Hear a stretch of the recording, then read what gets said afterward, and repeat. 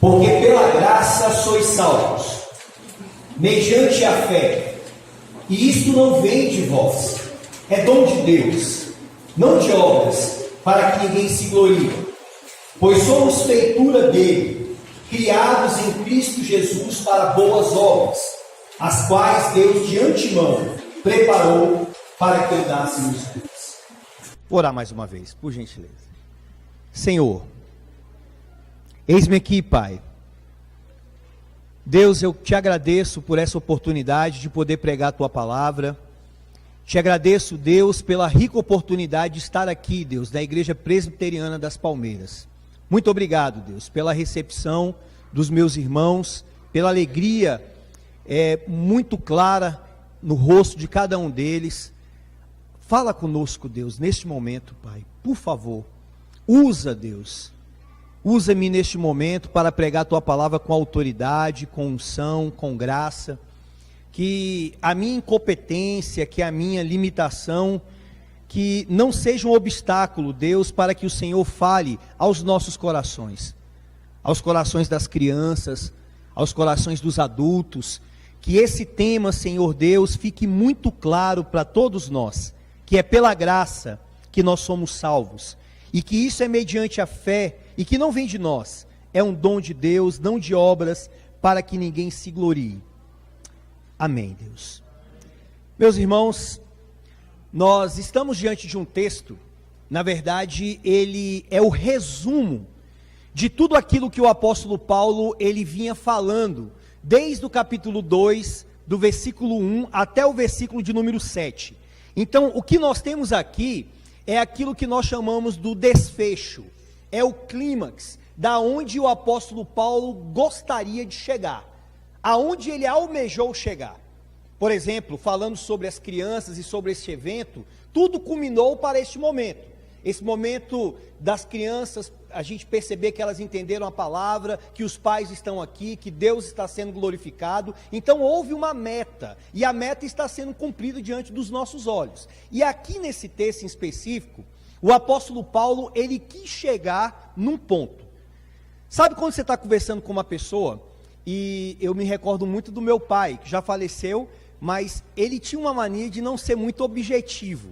Meu pai, ele dava muita volta. A gente ia conversar com ele, e pelo fato de a gente já conhecer, né, já chegava: pai, fala logo, a gente já sabe onde é que o senhor quer chegar. O que é, pai? Fala. Então, aqui, irmãos, o apóstolo Paulo, sem rodeio, depois dele ter falado várias coisas, do versículo 1 até o 7, ele chega à conclusão que ele gostaria de chegar. E o que ele falou? Paulo mostrou para nós, a partir do versículo de número 1, que todos nós estávamos mortos nos nossos delitos e pecados. Não estávamos enfermos, não estávamos doentes, mas nós estávamos mortos. Nós estávamos separados de Deus, alienados de Deus. Ele também falou que nós andávamos segundo o curso deste mundo, ou seja, era um mundo que ditava a moda para nós, era o mundo que falava conosco, nós andávamos segundo a ideologia do mundo. Andávamos segundo o príncipe da potestade do ar, do espírito que habita nos filhos da desobediência, andávamos segundo a inclinação da nossa carne, não éramos amigos de Deus. Paulo vai mostrar isso muito claramente no verso 3, que diz que éramos por natureza filhos da ira, como também os demais. Então, após ele ter falado tudo isso, qual é a conclusão do apóstolo Paulo? Pela graça sois salvos, mediante a fé, e isto não vem de vós, é um dom de Deus para que ninguém se glorie, não de obras, para que ninguém se glorie, pois somos feitura dele, criados em Cristo Jesus para as boas obras, as quais Deus de antemão preparou para que andássemos nelas. Não teria possibilidade de ter outra conclusão que não fosse essa. Se estávamos mortos, andando segundo a inclinação da carne, segundo o curso do mundo, se éramos filhos da ira, como é que a resposta poderia ser outra? Senão aquela que é pela graça que somos salvos. A salvação não poderia, depois de tudo isso que ele falou, ser por mérito nosso, ser por algo que nós fizemos. Eu fico pensando nessa mensagem, irmãos, e gostaria de levantar uma indagação entre nós. como é que nós nos tornamos cristãos? Seja criança, seja adultos, como é que nós nos tornamos cristãos? Como é que nós chegamos à concepção clara e inequívoca que somos salvos? Será que é por causa de alguma coisa que nós fizemos? Será que é por causa de alguma atitude nobre, boa, altruísta? Porque ajudamos algumas pessoas? Porque visitamos alguma pessoa no hospital ou num presídio? Como que nos tornamos cristãos? Como que ocorreu este ajuntamento de pessoas em prol de uma única pessoa que é Jesus Cristo? Como que nos tornamos servos do Senhor? Eu quero comentar aqui com vocês, explanar nessa noite, 3 pontos nesses 3 versículos aqui. Nós vamos ver, meus irmãos, e eu quero a sua atenção, nós vamos ver que o apóstolo Paulo, ele vai primeiramente fazer uma declaração positiva sobre a salvação. Ele vai falar positivamente o que é a salvação. Isso está no verso 8. Depois do verso 9, o apóstolo Paulo vai falar sobre a salvação, mas de uma maneira negativa. E no verso 10, ele vai juntar essas duas coisas. Uma posição positiva, uma maneira positiva e uma maneira negativa. À medida que eu for falando, espero em Cristo Jesus que fique claro para todos nós. A primeira coisa que Paulo fala aqui é uma declaração positiva. Em outras maneiras, Paulo está dizendo que somos cristãos única, total e exclusivamente por causa da graça de Deus. Você é um cristão, eu sou um cristão, você tem salvação, eu tenho salvação única, totalmente, exclusivamente por causa da graça de Deus. Olha o verso de número 8. Porque pela graça sois salvos. Paulo está dizendo que a graça é o motivo da nossa salvação. Porque pela graça sois salvos. A salvação, a comunhão com Deus, a intimidade com Deus, a vida eterna, como que nós conseguimos isso? Pela graça. E graça, senhoras e senhores, significa um favor que nós não merecemos. É algo imerecido. O texto não está dizendo, pelos seus méritos, pelos meus méritos, somos salvos. Mas o texto está dizendo que somos salvos pela graça. Graça, meus irmãos, e me lembro hoje de manhã na aula que nós tivemos, quando o presbítero falou sobre a graça como algo que é apesar de nós mesmos. Graça não tem a ver com algo que Deus viu em mim, viu em você, e que Ele falou, é por causa disso que eu vou salvar esta pessoa. Graça é algo que é apesar de nós, independente de nós. Porque se dependêssemos de nós, todos nós estávamos perdidos. Se dependêssemos de nós, o que nós merecíamos, e deveríamos levantar uma bandeira sobre isso, é que merecíamos o inferno. Que merecíamos, sem dúvida, o banimento eterno da presença deste Deus. Mas o texto fala que nós somos salvos pela graça. Em outras palavras, graça não é a resposta de Deus a alguma coisa que Ele viu em nós, porque a palavra graça exclui tudo isso. Graça exclui os méritos nossos, as atitudes que nós tomamos, porque na verdade não quer dizer que a salvação sendo de graça, que ela não custou um preço.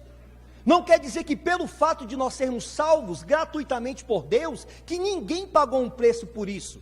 Já dizia Dietrich Bonhoeffer que a graça de Deus não é uma graça barata, mas é uma graça que custou um preço muito alto pelo Senhor Jesus Cristo na cruz.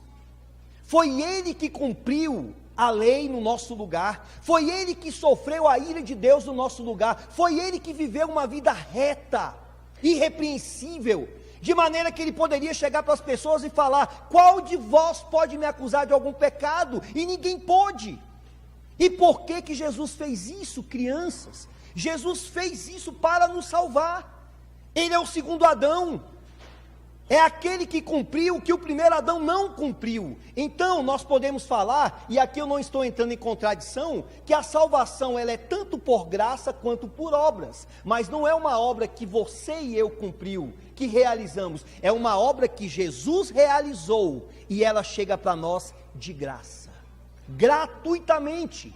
Foi Ele que cumpriu e nós recebemos por graça.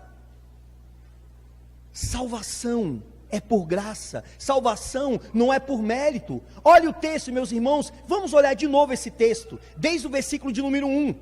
Paulo começa dizendo: Ele vos deu vida, estando vós mortos nos vossos delitos e pecados, nos quais andaste outrora, segundo o curso deste mundo, segundo o príncipe da potestade do ar, do espírito que agora atua nos filhos da desobediência, entre os quais também todos nós andávamos outrora, segundo as inclinações da nossa carne, fazendo a vontade da carne e dos pensamentos, e éramos por natureza filhos da ira, como também os demais.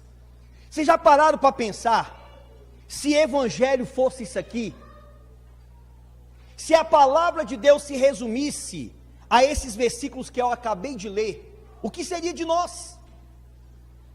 Se a pregação simplesmente fosse isso: vocês são filhos da ira, vocês andam segundo a carne de vocês, vocês estão em delitos e pecados, estão mortos. Se o evangelho terminasse aqui, nós poderíamos sair daqui tristes, cabisbaixo, porque fora os problemas que nós temos no mundo, nós ainda temos este problema de uma má notícia, de uma maldição que caiu sobre nós. Mas eu gostaria que você olhasse para o verso 4. O apóstolo Paulo parece que ele não resiste chegar na sua conclusão, que está lá no verso 8, mas ele já dá um deslize, já fala aquilo que Deus fez. Veja o verso 4: Mas Deus, segundo, sendo rico em misericórdia, e por causa do grande amor com que nos amou, e estando nós mortos em nossos delitos, nos deu vida juntamente com Cristo, pela graça sois salvos. Já dizia alguns comentaristas bíblicos que esta palavra mais Deus são as duas palavras mais importantes que existem na Bíblia. Diante de toda a situação caótica, vem essas duas palavras: mais Deus, sendo rico em misericórdia, e por causa do seu grande amor com que nos amou, e estando nós mortos, pela graça sois salvos. Ele nos deu vida. Isso é evangelho. O evangelho, meu querido irmão, tanto ele fala da má notícia, quanto ele fala da boa notícia. A má notícia é que estávamos mortos, a boa notícia é que Jesus Cristo nos dá vida. A boa notícia é que você pode sair nessa noite aqui alegre, feliz, porque pela graça de Deus nós somos salvos. Essa é a boa notícia. É isso que toda a humanidade deveria ouvir. Já dizia um certo intelectual bíblico que quando falamos de evangelho, a gente fala de Deus, a criação, a gente fala do homem e do problema que o homem ocasionou, mas a gente fala de Cristo, que é a solução e a resposta que o homem dá a isso. Qual é a resposta? A fé. É se aproximar, é se achegar a este Cristo maravilhoso que nos concede a salvação pela graça. Mark Lloyd Jones, resumindo este texto, ele diz: toda a essência do ensino neste ponto, e em toda parte do Novo Testamento, é que não temos nenhum tipo ou nenhuma espécie de direito à salvação, e que toda a glória da salvação é que, apesar de não merecermos, senão a punição, o inferno e o banimento da presença de Deus por toda a eternidade, não obstante, Deus, por seu amor, sua graça e sua maravilhosa misericórdia, concedeu-nos a salvação. Isso é graça.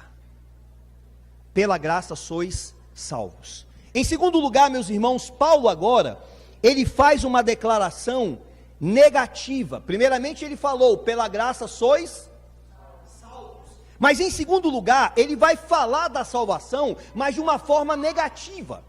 Em outras palavras, Paulo vai dizer que o fato de nós sermos cristãos, o fato de nós sermos salvos em Cristo Jesus, não nos dá o direito de nós nos gabarmos, não nos dá o direito de sermos arrogantes, não nos dá o direito de batermos no peito e falarmos: somos salvos porque somos bons, porque fizemos isto ou porque fizemos aquilo. Veja que Paulo ele vai explicar a salvação através de duas declarações. Ele vai dizer: isso não vem de vós. E em segundo lugar, para que ninguém se glorie. Olha o versículo de número 8. Ele diz: pela graça sois salvos mediante a fé. Isto não vem de vós. E depois no verso 9, ele diz: não de obras, para que ninguém se glorie. A salvação não é algo que vem de nós. A salvação ela vem única e exclusivamente da parte de Deus. Quando nós olhamos, meus queridos irmãos, lá para Gênesis capítulo 3, versículo 15, quem foi o primeiro pregador do Evangelho? Quem foi o primeiro proclamador das boas novas? O próprio Deus. É o próprio Deus que diz que da semente da mulher vai nascer aquele que vai esmagar a cabeça da serpente. A boa notícia, graciosa, gratuita, favorável para todos nós, foi o próprio Deus que pregou, dizendo que vai nascer o meu filho, e o meu filho vai esmagar a cabeça da serpente. Então, o próprio Deus foi o proclamador do Evangelho, e o próprio Deus foi aquele que veio para morrer por nós, Jesus Cristo. Isto não vem de vós, quer dizer que a salvação, ela não veio por alguma coisa que eu e você fizemos, mas a salvação ela veio única e exclusivamente da parte de Deus. E Paulo ainda diz: para que ninguém se glorie. Eu fico pensando, gente, nessa palavra que Paulo está dizendo aqui, para que ninguém se glorie. Quem está falando? Paulo. Mas você se recorda do Paulo antes de se converter? Você se recorda que Paulo era uma pessoa que se gabava de tudo que fazia? Que Paulo fazia questão de dizer que ele era o maioral, que ele era o melhor, que no que diz respeito à lei não tinha ninguém melhor do que ele. Ele era o melhor dos fariseus, ele se julgava ter a melhor educação acadêmica da época, porque ele estudou aos pés de Gamaliel. Em outras palavras, Paulo era exibido, Paulo se gabava, Paulo se achava, meus irmãos. Mas uma vez que Paulo foi alcançado pela graça de Deus, agora convertido, o que ele diz? Isto não vem de vós, para que ninguém se glorie. A salvação muda a mente da pessoa, a salvação torna a pessoa humilde, a salvação faz com que a pessoa olhe para Deus e não para si mesmo. Por isso que ele está dizendo, para que ninguém se glorie, porque outrora ele fazia isso. Quais são as maneiras que nós podemos nos gabar, nos vangloriar? Uma delas é obras. Olhe para o texto, Paulo diz aí no verso de número 9, não de obras para que ninguém se glorie. Gente, não são poucas as pessoas que se vangloriam diante de Deus porque fazem alguma coisa. Para você ter uma ideia, o cristianismo é a única religião no mundo que ensina a salvação pela graça e não por obras. Certa feita, C.S. Lewis, diz que estava em uma conferência que tinha várias pessoas de várias religiões, e eles estavam tratando sobre um tema: qual é a doutrina que distingue o cristianismo das outras religiões? E cada um começou a falar. Um disse, é a encarnação. Não, a encarnação tem em outras igrejas também, ainda que falsa. Outros, a trindade. Não, outras pessoas já falaram da trindade. E começaram a falar várias coisas. E ninguém achava qual era a doutrina que distinguia o cristianismo das outras religiões. Até que C.S. Lewis levantou a mão e falou: eu sei qual é. Qual? É a salvação pela graça. Somente o cristianismo ensina que a salvação é pela graça. Ou será que não é assim? Olhem, por exemplo, para os muçulmanos, o islamismo, no Alcorão. Como que é obtida a salvação? Lendo a surata, que são os capítulos e versículos, indo pelo menos uma vez lá em Meca, guardando uma série de coisas, orando várias vezes por dia. Se você não fizer isso, você não tem a salvação. Olhe para o judaísmo, como que a pessoa é salva no judaísmo? Guardando a lei, circuncidando. Como que a pessoa é salva no espiritismo?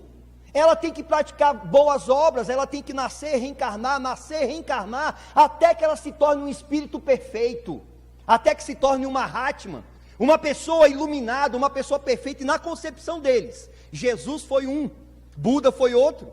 Então toda religião, basta você pesquisar, todas elas ensinam que a salvação é por aquilo que você faz. Mas no cristianismo, a salvação não é por aquilo que você faz, por aquilo que você fez, mas a salvação no cristianismo é por aquilo que Cristo fez. É pela graça. Ele que fez, Ele que morreu, Ele que sofreu, é isso que ensina o cristianismo. Por isso que ele está dizendo, para que ninguém se glorie, a glória é dele, a salvação veio da mão dele. Se nós hoje fecharmos os nossos olhos aqui e abrirmos os nossos olhos no céu, os méritos são dele.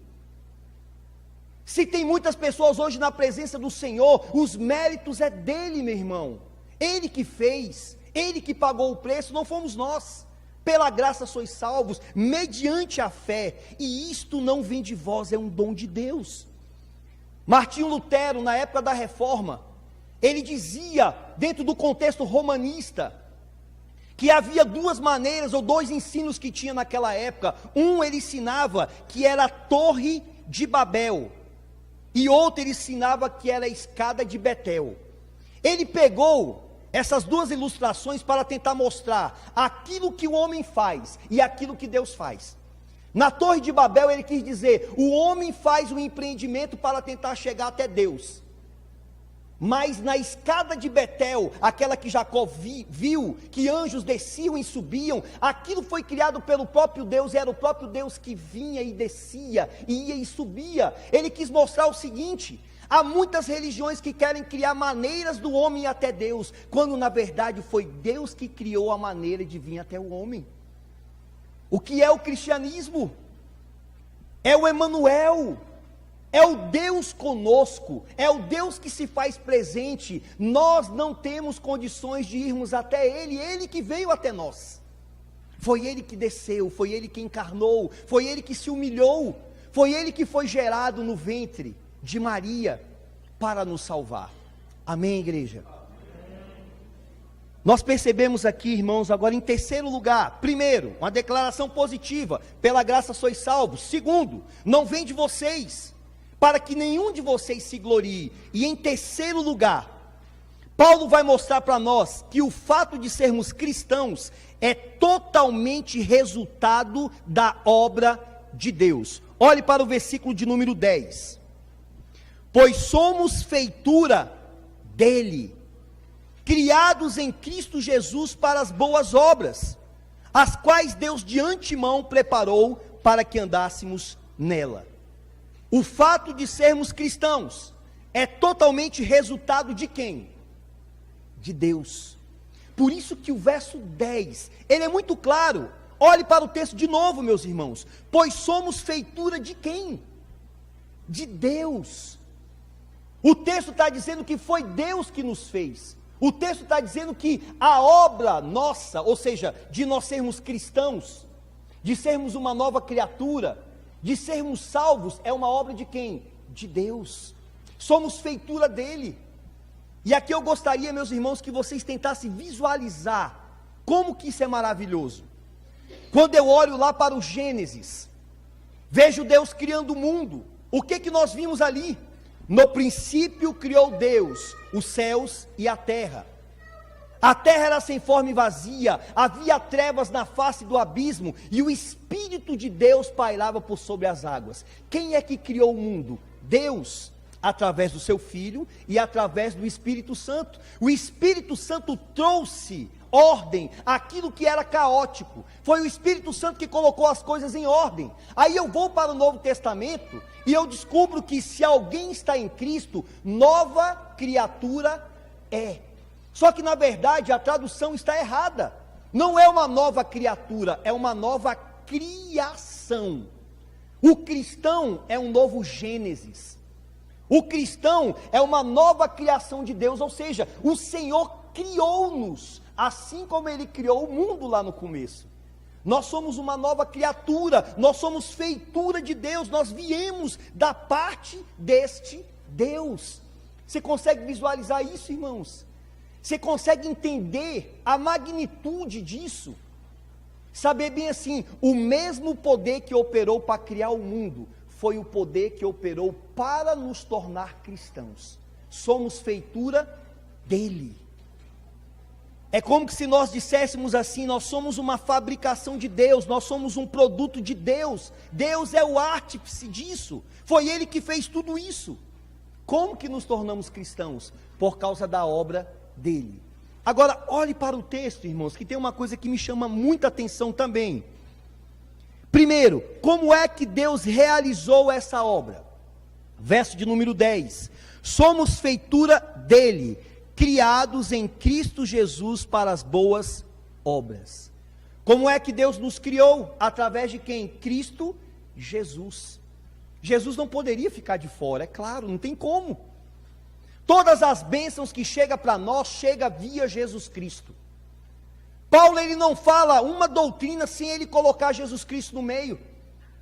Só somos nova criatura, só somos cristãos, só estamos aqui reunidos, e você só está entendendo essa palavra por causa de Cristo Jesus. É Ele, meus queridos irmãos, que proporcionou que todas essas coisas chegassem até nós. Se não fosse por Ele, nada disso ocorreria. Por isso que o texto está falando, criado nele. Agora, veja, criado em Jesus Cristo para quê? Para as boas obras. Pode ser que você me escutando até agora poderia falar bem assim, pastor, se eu sou salvo pela graça, se isso não veio de mim, é inteiramente uma obra de Deus, para que eu não me glorie, e não é pelas minhas obras, então, como que fica então a vida do cristão? Então quer dizer que o cristão vive de qualquer jeito? Então quer dizer que o cristão, uma vez que é salvo, então ele vai aprontar, ele vai viver em pecado? Não. As obras têm importância na nossa vida, como nós fomos criados para boas obras.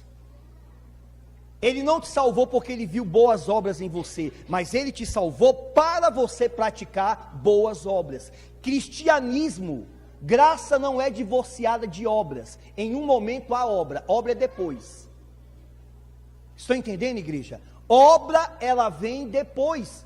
Porque não basta você dizer que é salvo, não basta eu dizer que eu sou salvo, que eu tenho comunhão com Deus, se não há fruto na minha vida. Se não há resquício nenhum de santidade na minha vida, se não há luz, se eu estava nas trevas, continuo nas trevas, se eu errava e continuo praticando constantemente, e não há mudança nenhuma. A verdade é que nós não somos perfeitos, que a perfeição ocorrerá na glória, mas nós estamos crescendo de glória em glória, paulatinamente, há uma mudança. É igual uma criança, você não imagina que amanhã, daqui 3, 4, 5 anos, que elas vão estar com o mesmo comportamento, vai mudando paulatinamente, gradativamente elas vão amadurecendo, assim também deve ser o cristão, é salvo pela graça, mas para quê? Para viver em boas obras. E analisando isso, meus irmãos, eu fico pensando, e é o que o texto mostra para nós, já que nós somos salvos pela graça, em Cristo Jesus, para as boas obras, quando é que nós sabemos que Deus está salvando uma pessoa? Quando é que eu sei, ou que você sabe, que essa obra da salvação está acontecendo em você, caso você ainda não conheça, ou nós que conhecemos, como é que nós desfrutamos disso? Começa a vir indícios, você começa a ficar inquieto com o pecado, você começa a sentir um desejo muito grande de estar na presença do Senhor, você começa a sentir algo que você não sentia antes, vontade de ler as Escrituras, vontade de congregar, você começa a sentir nojo daquilo que você fazia com tanta praticidade, você começa, meu querido irmão, a sentir um desejo assim enorme, eu tenho que ir para a casa do Senhor, eu tenho que congregar, o pecado não é mais um amigo, o pecado agora é um intruso na tua vida. Quando você peca, parece que você está morrendo ali de nojo daquilo. Essas são evidências de que você está sendo tocado pelo Espírito de Deus. Evidência que você está se tornando uma nova criatura pela ação do Espírito Santo. Ele fala conosco, ele age dentro de nós, ele muda as potencialidades do nosso coração. As inclinações da carne que nós tínhamos outrora, a gente ainda continua, mas agora a gente tem inclinações do Espírito. Agora você sente vontade de congregar, de jejuar, de orar, de dar bom testemunho, de ajudar as pessoas, de ser um servo, de ser uma serva, de ser um bom trabalhador, um bom pai, uma boa mãe, um bom filho. Tudo isso fica notório na nossa vida, porque nós somos salvos pela graça que mudou o nosso coração e nos está chamando para as boas obras. É isso que Deus faz em nós. Eu concluo, meus amados irmãos, chamando a sua atenção para um fato. Todos os grandes homens de Deus, desde a igreja primitiva, até o período da reforma protestante, dos puritanos, todos eles ensinaram, de uma forma unânime, que a salvação é pela graça. Todos eles ensinaram. Então, eu fico pensando que hoje, quando eu falei para vocês que o cristianismo é a única religião que ensina que a salvação é pela graça, hoje, infelizmente, a gente tem que até saber como que a gente fala sobre o cristianismo, porque dentro do cristianismo não são todos que ensinam assim. É uma pequena parcela. É uma pequena parcela que entende que a salvação vem de Deus, pois uma grande maioria do protestantismo ainda ensina que depende de nós. Ainda ensina que depende de você, do que você faz, que você pode perder a sua salvação, quando na verdade ele é um dom de Deus para você. Eu aprendo também, meus amados irmãos, que o fato de sermos salvos pela graça, não quer dizer que você tem que ficar com os braços cruzados, não quer dizer que você não tem que tomar uma atitude em relação a Deus, e se possível, nessa noite.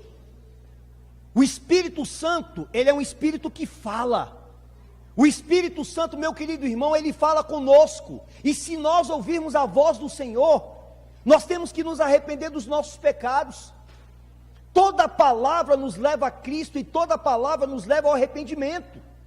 Para que Deus te trouxe nessa noite para você ouvir uma mensagem dessa? Primeiro, se você já é um cristão, agradeça a Deus. Muito obrigado, Senhor. Muito obrigado, Pai, por esta salvação gratuita. Se você ainda não conhece o Cristo vivo, que ressuscitou e que está intercedendo por nós, eu te convido nessa noite, venha para Ele, entregue sua vida a Ele, e pode ter certeza, se você vir, é porque o Espírito Santo está trabalhando em você, é porque o Espírito Santo está te chamando de uma forma irresistível, porque não existe ninguém melhor, maior, não existe nada que você possa comparar do que está na presença de Deus. Por isso que Pedro, meus irmãos, ele falou com muita sinceridade: para onde iremos nós, se só tu tens a palavra da vida eterna? Para onde que nós vamos? Coloque na balança, seja sincero com a sua consciência. Existe alguma coisa, algum ser melhor do que Cristo? Existe algo melhor que está na presença do Senhor? Existe algo melhor que está em comunhão com os irmãos?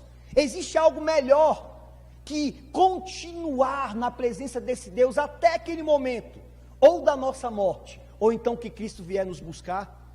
Não existe, meu irmão. Louve este Deus nessa noite, exalte esse Deus nessa noite, renda-se a esse Deus nessa noite, se humilhe diante desse Deus nessa noite. O maior de todos os presentes que Ele pode te dar é a salvação. Eu preguei esse texto aqui no aniversário de 3 irmãs, inclusive de uma, que ela tinha 50 anos que estava fora da família, perdida, e depois de 50 anos ela foi encontrada. E eu falei algo naquela noite ali, que elas ficaram refletindo. Eu falei: o maior presente que vocês podem receber no aniversário de vocês hoje, não é uma roupa, não é um carro, não é uma casa, mas o maior presente que vocês podem receber é a salvação. A salvação é a melhor coisa que nós podemos ter. Amém, meus queridos? Deixa eu orar por vocês. Feche seus olhos, por gentileza. Santo Deus, muito obrigado, Pai. Obrigado, Deus, porque é pela graça que nós somos salvos, e que isso não vem de nós, Pai, é um dom da Tua parte. Tanto a fé que nós temos, é um dom da Tua parte, tudo vem de Ti, Pai, porque nós estávamos mortos e não tínhamos capacidade de fazer nada. Deus, eu oro, Pai, pela Tua igreja, pelo Teu povo, para que nós possamos viver, Deus, o entendimento de que nós somos salvos do Senhor, porque dura coisa é cair na Tua mão, Senhor, mas nós somos salvos pelo Senhor, é o Senhor que nos salvou, mas também nós somos salvos para o Senhor, para louvá-lo, exaltá-lo, engrandecê-lo, viver na sua presença, fazer tudo para a sua glória, para vivenciarmos continuamente o que João Batista falou. É necessário que ele cresça e que nós venhamos nos diminuir, Senhor. Oh Deus, eu oro pelo teu povo aqui, Pai, que eles possam crescer cada dia na tua palavra, cada dia no entendimento da tua palavra, que essas doutrinas não sejam estranhas para nós, pelo contrário, que essas doutrinas sejam bem-vindas, que nos leve a cantar mais para o Senhor, que nos leve a vir mais para a igreja com muita boa vontade, como disse o salmista, alegrei-me quando me disseram, vamos à casa do Senhor, e a nossa alegria, Deus, de estarmos aqui na tua casa, acima de tudo, é porque pela graça, nós somos salvos. Amém, Deus, obrigado, Senhor. Deus abençoe meus irmãos.